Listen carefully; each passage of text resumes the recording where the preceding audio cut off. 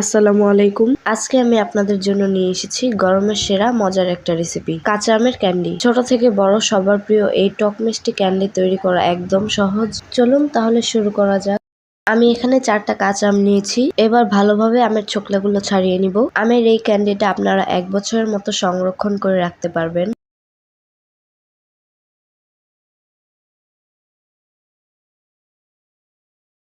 আমি আমগুলো এরকম সাইজের করে কেটে নিয়েছি। আমি এটা বেশি পাতলা করে কাটিনি, মোটা মোটা করেই কেটেছি।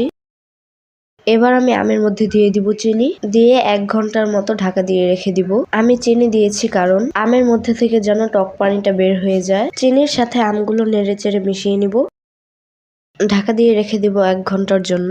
আমি আমগুলো 1 ঘন্টা ঢাকা দিয়ে রেখেছিলাম। দেখুন আমের থেকে কতটা টক পানি বের হয়েছে। এবার প্যানে আমগুলো দিয়ে দিব এবং কিছুক্ষণ জাল করে নিব। একটা সুন্দর কালারের জন্য এতে দিয়ে দিব অল্প সামান্য ফুড কালার এবং নেড়েচেড়ে মিশিয়ে নিব। আমার আমটা সিদ্ধ হয়ে গিয়েছে, এবার নামিয়ে নিব। আমটি যখন 80% সিদ্ধ হয়ে যাবে তখন চুলা থেকে নামিয়ে নিব, না হলে বেশি নরম হয়ে গলে যাবে।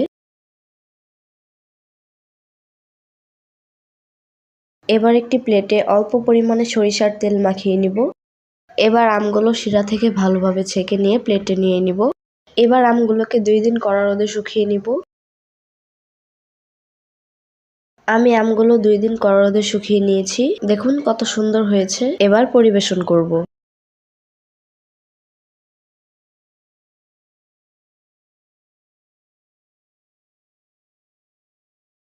এবার এতে দিয়ে দিব ব্লেন্ড করে রাখা চিনি। আমি চিনিটা ব্লেন্ড করে নিয়েছি কারণ আমের গায়ে যেন ভালোভাবে মিশে যায়। আর চিনিটা দেওয়ার কারণ হচ্ছে আপনারা আমের ক্যান্ডিটা অনেকদিন সংরক্ষণ করে রাখতে পারবেন। দেখলেন তো কত সহজে বানিয়ে ফেললাম কাঁচা আমের ক্যান্ডি। যদি রেসিপিটা ভালো লেগে থাকে তাহলে লাইক দিন এবং কমেন্ট করে জানান কেমন লাগলো। আরো নতুন নতুন রেসিপি পেতে আমাদের চ্যানেলটি সাবস্ক্রাইব করুন এবং আমার ফেসবুক পেজও ফলো দিতে ভুলে যাবেন না। দেখা হবে নতুন কোনো রেসিপি নিয়ে। ধন্যবাদ।